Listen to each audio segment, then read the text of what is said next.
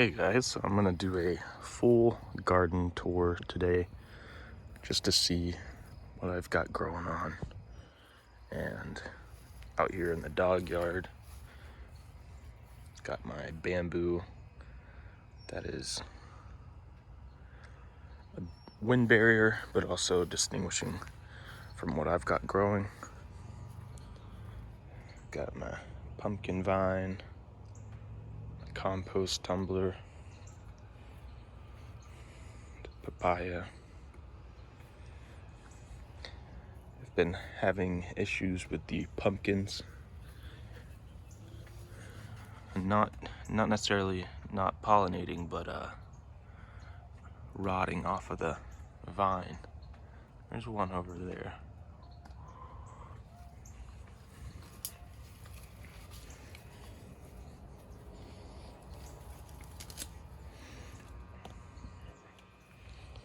Alright, so got malanga growing, or taro,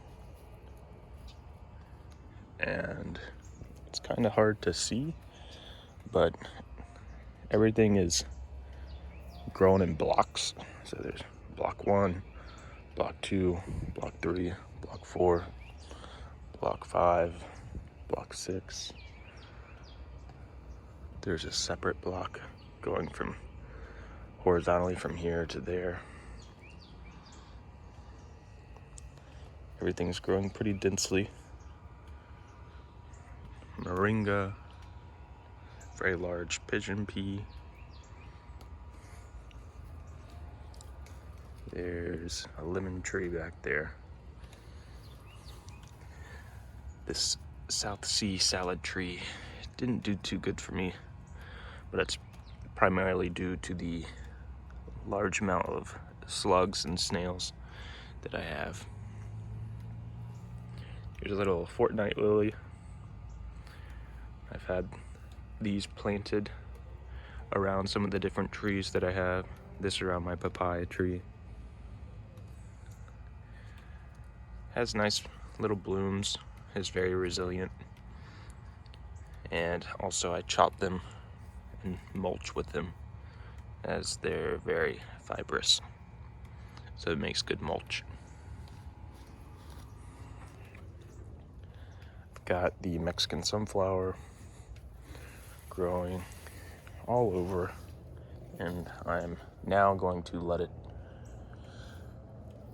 grow up through our fall and winter to provide some protection. Here's a little nectarine. Or actually, this is a peach. And this one right here is a peach. I always let seedlings come up. So here's a little mango seedling. Lemongrass. Some more papaya. Pigeon pea. The wonderful cranberry hibiscus. Super versatile, useful as a edible and a mulch. Got some rosemary growing here.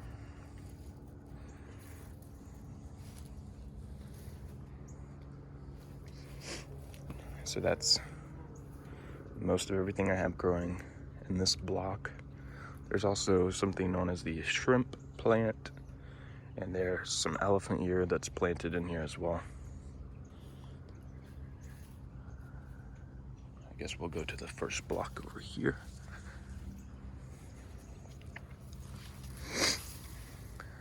Nice moringa. Most of my moringa is flowering right now.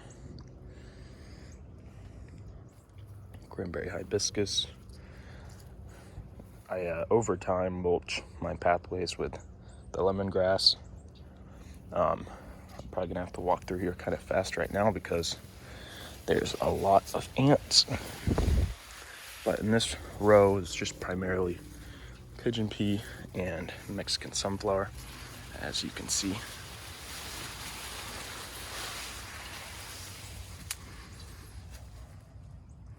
and it's getting pretty tall, which I like because it's going to provide some frost protection. There's also some canna lilies planted in here, some remnants of sweet potatoes, but the Mexican sunflower has shaded out really for any annuals to really grow in here. But I've made this first block a Tithonia block, so I'm just gonna grow Tithonia here with some lemongrass, and I will take the material from here and mulch with it, make fertilizer, ferment it. There's so many valuable uses for the Tithonia diversifolia. So we'll go behind the first block here. So I have, you can see the bamboo, and it's providing some shade, so there's not as much weeds and stuff growing right here. This is a peach tree. All of my peach trees were saved from a mother plant on my grandparents' property before it sold. So these peaches may or may not be very good, but they are resilient, and I get to practice some grafting, so I'm excited about that. There's lemongrass back here, more Tithonia. This hill was originally, this little hugelkultur mound was planted with onions, but weeds overgrew them, and so I just keep chopping them and laying them down. I have a couple ideas for this. I could kind of frame it in and make it a large raised bed and grow some annuals. I'm liking that idea. It's kind of protected back here. So during the summer, it'll be nice to not get direct sunlight all hours of the day, but we'll see about that. I do have a loquat tree right here that was planted from seed. It was actually planted by a crow, so that's pretty neat. I think I'll get fruit off of this next year. It's just getting to that size where it should produce fruit. I think it's about 3 years old now, and I tried to prune it into a goblet like hand shape and form the limbs to kind of spread out. So I think I've done an okay job for a first time. Anyways, I recently planted some aloe around the tree. I think it's gonna do fine. It's looking a little not so great right now, but I did just plant them, so they'll be all right. So I've got some shampoo ginger, chives, some baby fig trees planted from cuttings from my, again, another plant I took cuttings from my grandparents' property before it sold. There's more aloe planted, fortnight lily, canna lily, pigeon peas.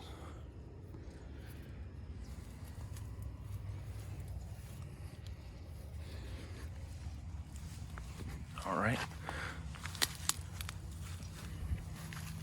In the corner of the shed here, I've got some Egyptian walking onion, another fig tree from cutting, little pineapple, more onions.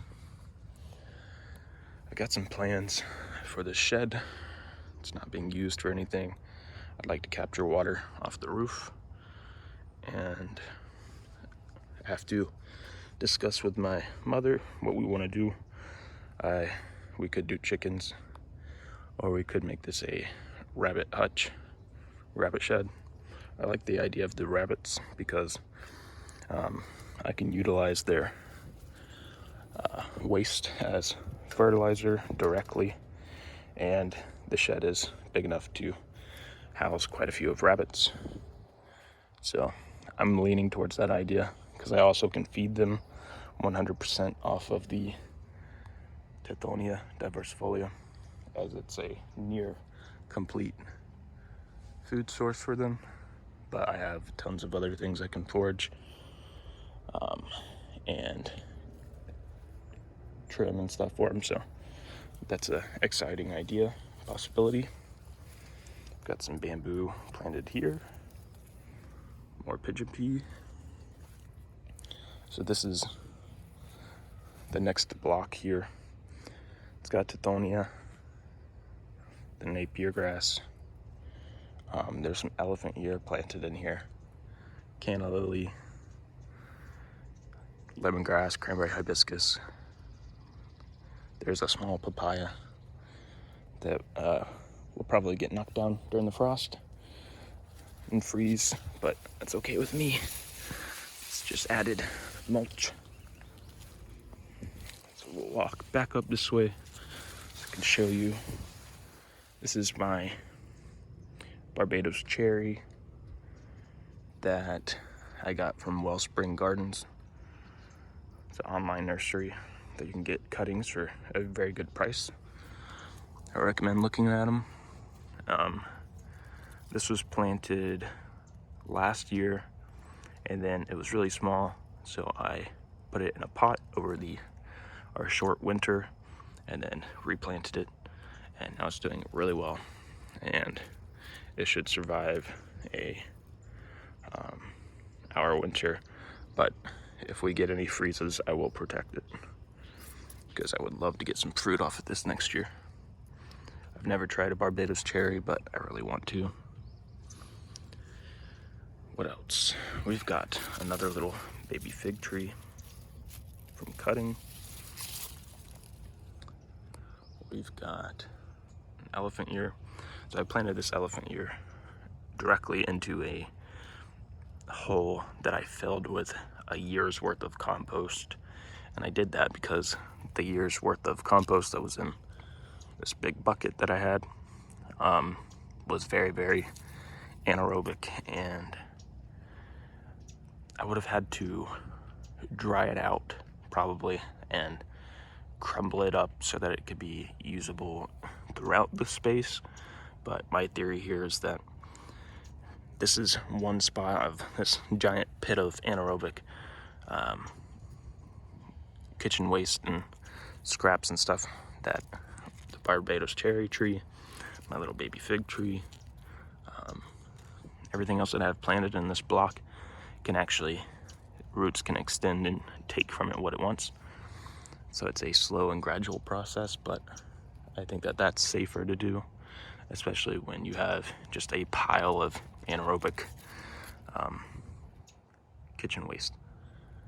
So that's the idea.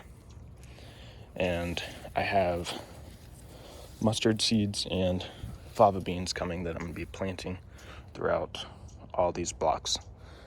But I've also got, it's hard to see, but there's some basil plants in here, and the red Mexican sunflower, Tithonia rotundifolia, some elephant ear, canna lily. There's some wildflowers that I planted, some blanket flower. It's really pretty. There's some avocado seedlings, moringa, lemongrass, and Napier grass. Let's go into this next block here. We've got the mimosa tree. We've got lemongrass, vetiver grass, Tithonia, pigeon pea.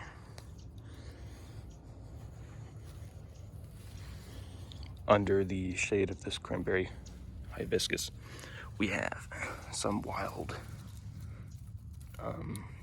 tangerine trees that I foraged last year and just planted seeds everywhere, and they're coming up, and I will be separating these out and replanting them out in some of the wild areas around here. A little bit of gorilla gardening, guerrilla planting. Some more Napier grass, more pigeon pea. Here's some cassava that I'm hoping will grow enough that I can take cuttings from before our first freeze and replant them in the spring.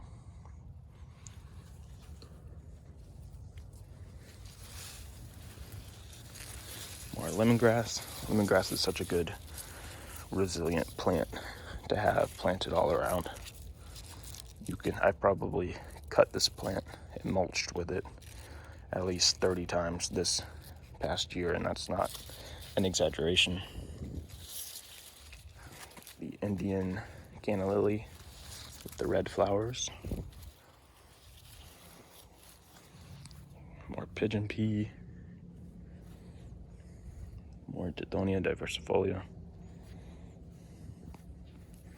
I'll walk back here and show you what I have growing in this back section. More lemongrass.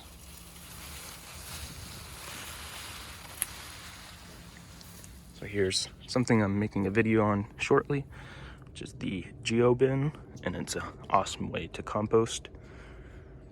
I'm really excited about this because it's another passive way of composting, and why not have multiple ways of composting? I mean, this would be a really great passive way to, if you have lots of yard waste, leaves, to allow it to break down. It's got plenty of holes to aerate.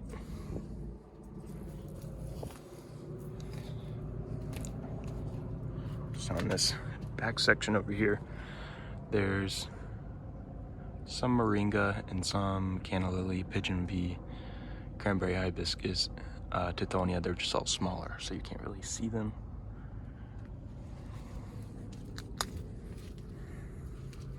This little corner, there's more lemongrass. There's a nectarine tree over there, pigeon pea.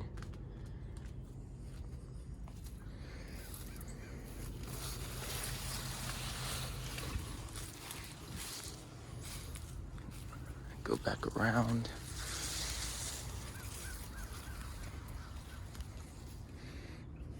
I'll talk a little bit about this block since we're here. It's more of that shrimp plant. Some more vetiver. If you're not familiar with vetiver, you should get familiar with it. It's a very versatile plant. Its root systems can go super deep into the ground. It's something great to plant along areas that you may have erosion. It's got lots of uses. The leaves are really good to make baskets and weave with, to mulch with. The roots have a very lovely scent that's used with essential oil production and perfumes. Here's some more cassava.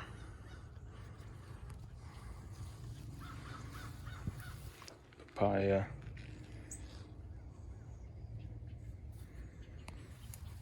Some more little cranberry hibiscus planted from little cuttings. Elephant ear. There's Mexican petunia. Sugar cane. I actually harvested the main stalk, central stalk, which was very tasty, so that it can produce more shoots. That's what it's doing now. Some more tithonia.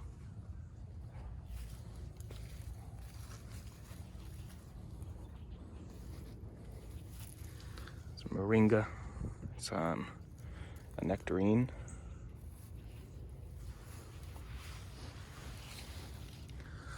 Elephant ear. Some katuk that is currently flowering. This katuk really struggled this year because it was in direct sunlight, which it likes shade a little bit more, but it's doing okay now. Got a hibiscus, just a commercial hibiscus from Lowe's. It does have a pretty blossom. under this little truck camper here. I needed a space that I could have a little shade, and so I have some Cavendish bananas, some dwarf Cavendish that's all planted under here because I didn't know what to do with them. They aren't very aggressive producing bananas, and I'm not down with throwing anything away. And I think you'd have one heck of a time trying to compost a whole banana plant, as they would just continuously root out. So I'm not sure what I'm gonna do with these. I say that I'm gonna sell them, but I think if they have enough compost, enough food to feed them, you can get them to fruit in a couple of years. It's just a lot more work. When it comes to bananas, there's varieties that do super well with little inputs. So I don't know what I'm gonna do with them. They're staying here for now.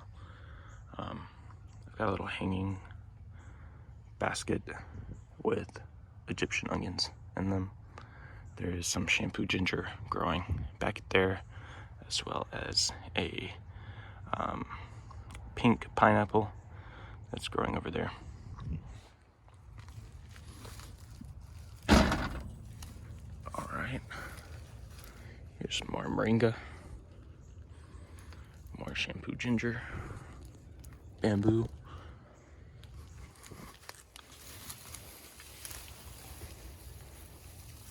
elephant ear, tithonia, moringa, cranberry hibiscus. There's more moringa back there. Another nectarine or peach, I'm actually not sure. Some baby fig cuttings back here that are just being protected by the shade. Moringa, lemongrass. So we'll go on to this side. Lemongrass, tithonia, cranberry hibiscus. You can see the pattern. These are my support species. Elephant ear, turmeric that won't do anything because it's not happy there. It's okay. Chaya, super slow to grow.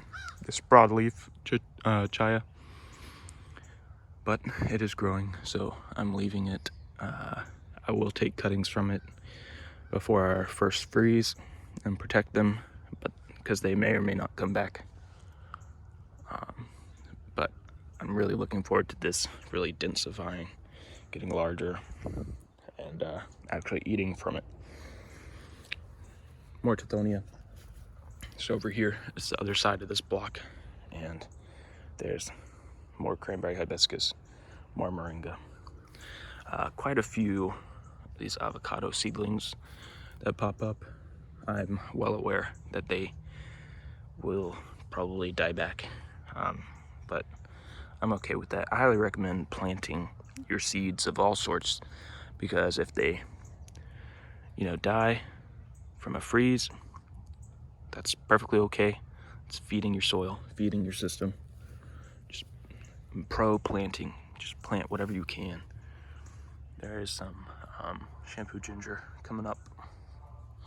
It can come up pretty aggressively. I like that. Some more tithonia. So right here I actually have planted under this cardboard and material quite a few things. I just noticed there's some banana coming back up, which is super exciting, because this banana is some of the either Grand Nain or Orinoco, which is a really solid banana. And I didn't think that they were coming up, so that's exciting. That's the first time that I've seen that. That's really exciting, actually. Let's see, is there any more? It's got me questioning now, because I didn't think they were gonna come up. Because I also planted under all of this there's some worms, look at that. They're happy. Oh, look at that. Happy little worms. It's a sign that I'm doing something right. All right, go back to your thing, dude. So under here is some persimmon seeds that I foraged this year that will hopefully produce next year some seedlings that I can transplant, graft onto, a whole bunch of cool stuff.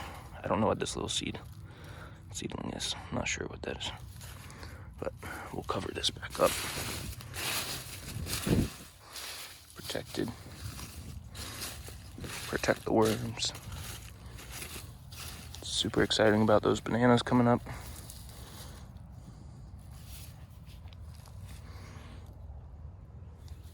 Some more pigeon pea that is currently flowering. You know, I was told that you couldn't grow pigeon peas in 9A. That's a lie. So if you're in 9A, I highly recommend planting pigeon peas. Just make sure you plant them early enough. And I'm actually getting pods on another plant that you'll see. So we'll continue right along. Got lots of mulch material from cranberry hibiscus and tithonia lemongrass. Some more moringa that has put on a lot of flowers, but has not produced pods. So I don't know why. I guess it's just not ready. And that's cool. I've been just letting this moringa tree do its thing. I haven't harvested from it. I just wanted to let it be this year and put on as much growth and grow as much as possible. This is actually, all three of these little stems are from one original plant that was a seedling that was planted here, and after the frost it dies back and then comes back.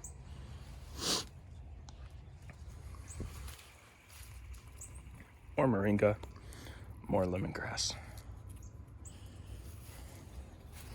Elephant ear. And here's some residual from the Thai soldier long bean. All right, so we'll go over here. Got elephant ear, lemongrass, moringa, canna lily, pigeon pea. Here's a little tote that was from a car carrier, what are those called? You store stuff on top of your roof rack with, it's the bottom half of that, and it's holding water. Yes, it potentially could be breeding mosquitoes, but it's hard to see, but there's tons of tadpoles in here. So I'm breeding theoretically more frogs than I am mosquitoes. The frogs are eating mosquito larvae. So that's the little habitat for them.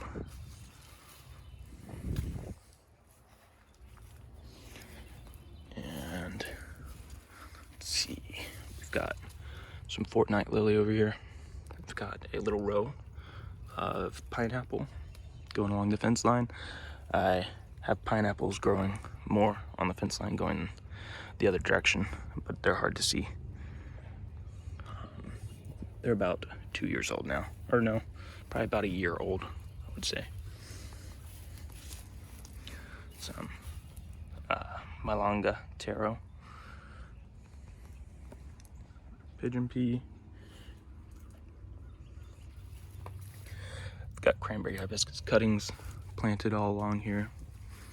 I'm gonna work on doing some more density back here. Some Mexican sunflower, tithonia.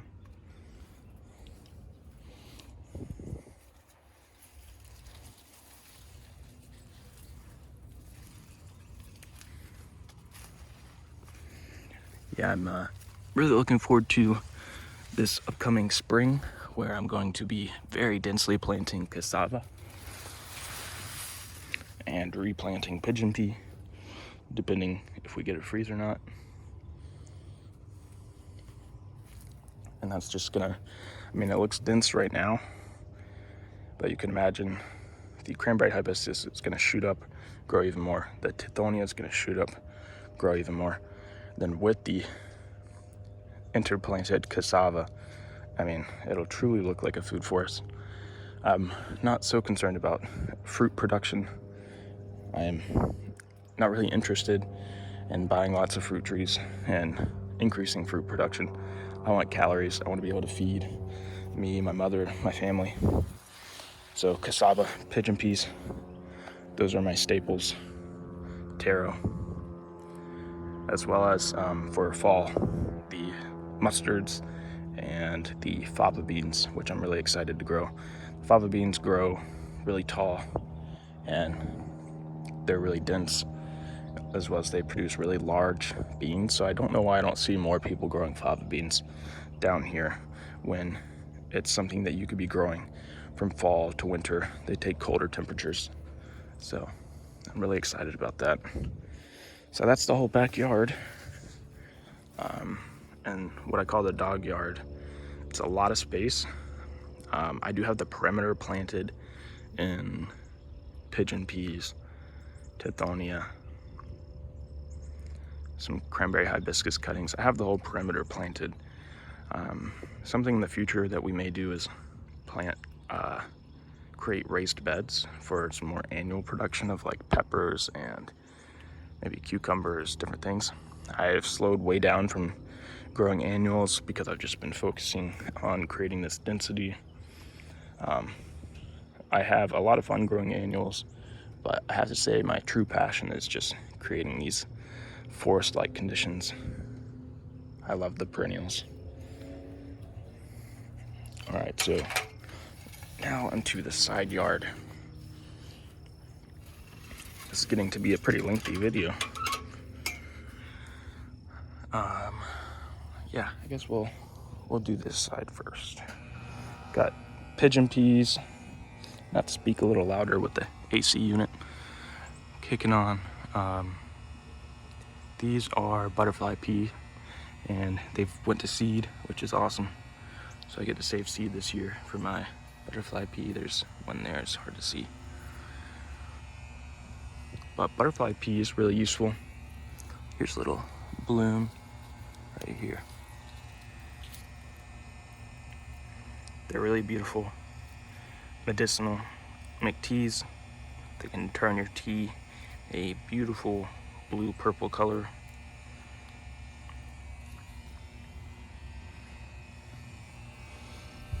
So here, these are two random tires that I got from someone in the neighborhood. I was gonna sell them, but I would rather use them.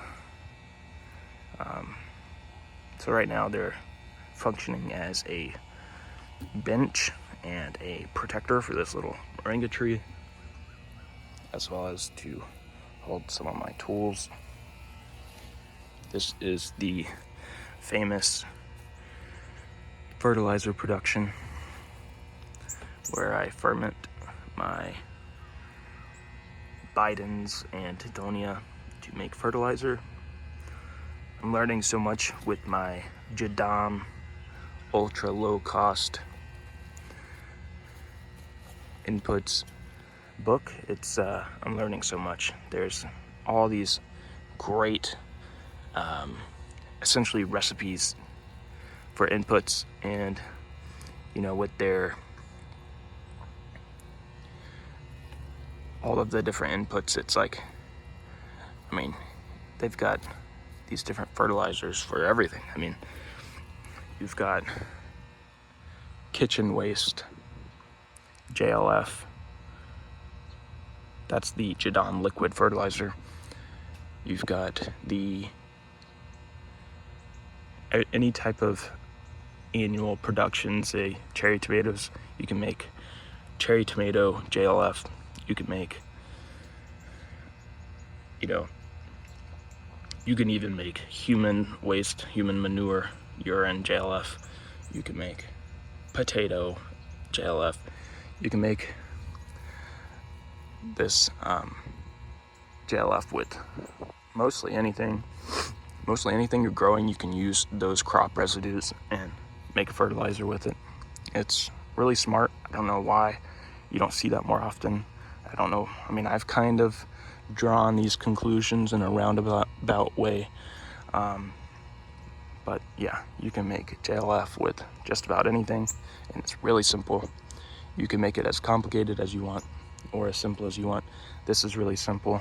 Anaerobic JLF, 2 ingredients, Biden's alba and Tithonia diversifolia. Grows super abundantly in my area and is a cut and come again. You'll never run out of fertilizer input. So more on that later. Here's a cayenne pepper plant that's done super well. It's produced tons of peppers for me. I'm gonna experiment with doing something with them green, as they have a kind of a just a different flavor profile. They're a little less hot and, you know, have a little bit more water content in them. So there's a little avocado seedling, leftover Coleus from planted earlier, or Coleus. What else do we have over here? Some more Tithonia. This little kiddie pool, there's a lot of lemon balm. There's even some turmeric and a aloe-like plant. I forget what that's called. We're gonna go back over here before I walk down this area. We'll talk about what I've got growing over here. Excuse me. Peruvian apple cactus. I've got a couple growing. They're just very slow growing, so we'll see. But I'm looking forward to that potential production of cactus fruit. Cranberry hibiscus, Napier grass. There's some small moringa trees growing in here. Some elephant ear. This whole area right here has produced mostly just these Biden's alba plants, which has been okay with me. They've been protecting the soil, and I've been harvesting from them like crazy, producing fertilizer. There was also pigeon peas growing here that died back from the hurricane. There's shampoo ginger. This whole area is going to be densely planted with the fava beans and mustard greens. Some more Napier grass. Over here we've got another Peruvian apple cactus, some cranberry hibiscus.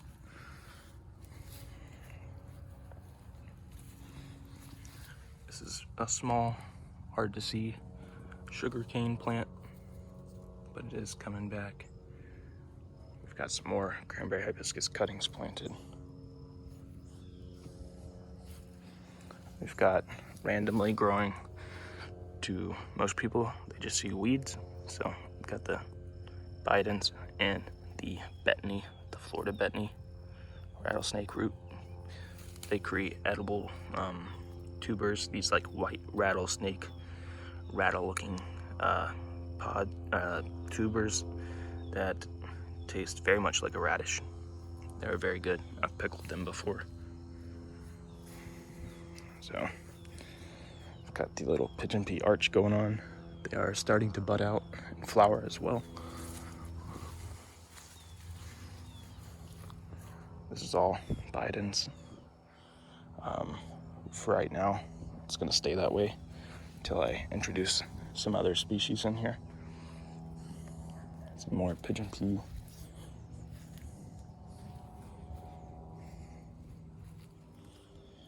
And I have some more pigeon pea over here. Tithonia diversifolia. There's a little pink pineapple plant. There's some Napier grass planted along this fence line.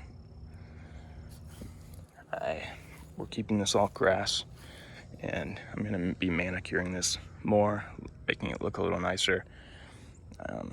These are clam bags from my father's a clam farmer, and I do a little side work for him, mending these nets for him. But these will be gone here soon, and I'm gonna be making this look a little bit more manicured. I don't know what I'm gonna do. Maybe, depending on what my mother would like, come up with some type of fencing over here. Not sure. Be nice to do a couple raised beds here.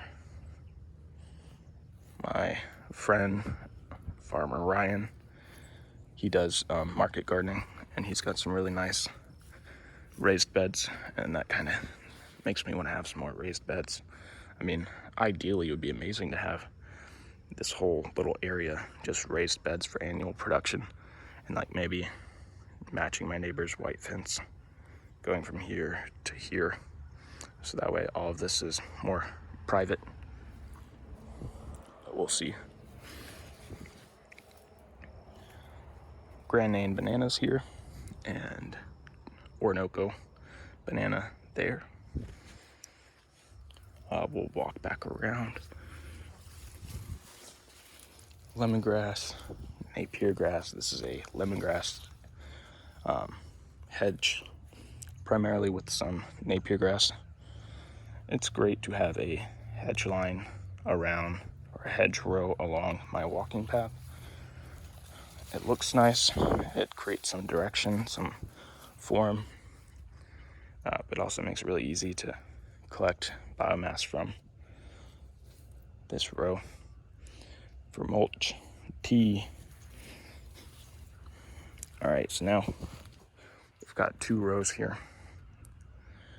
Next to the lemongrass hedge, we've got a row of cranberry hibiscus. I really enjoy making recently some juice from the leaves. It's very nice and tasty, and also it's very kind of like gelatinous, maybe would be a good word. These leaves, if you've ever eaten them before, you know that they have kind of a, I don't know the right term, like mucusy sounds gross, but I mean that's kind of the way their texture is, but it's really good for you, and I really enjoy it. So this row is primarily the cranberry hibiscus, and then this row is, there's not a ton growing. There's the tithonia over here. I've been laying down mulch in this pathway. There's this right here. I'm not sure which tree this is, which species, but I've just been letting it grow because I can cut it back. But there's moringa. As you can see, some pigeon pea, there's cranberry hibiscus cuttings planted throughout. There's a lot of this betony.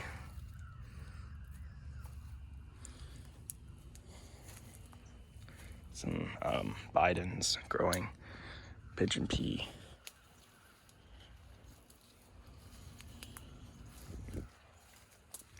This pigeon pea is producing pods and flowers. More moringa is starting to flower. There's some Thai soldier bean growing in the back here. Napier grass, moringa, pigeon pea, canna lily, and that's about it. So that's everything that I've got growing right now, and I'm gonna be doing an update after my fava beans and mustard greens come up after I plant them, because that'll make even more diversity and density, and it will change the look pretty drastically, which I'm excited about, having super dense growth during our fall and winter when everything else tends to dry up and kind of lose its density, I should be keeping it going even during our colder winter, fall, dry season. But that's all for this video. I hope you enjoyed, and I'd love to hear your comments about what I have growing, what you have growing, your thoughts about food forests and small areas like your backyard. Over the past 3 years now, changing things up constantly, researching, planting different things. I'm really happy with what I've got growing on now and the direction that I'm going. But I hope you guys have a good weekend, and I will see you soon. Peace.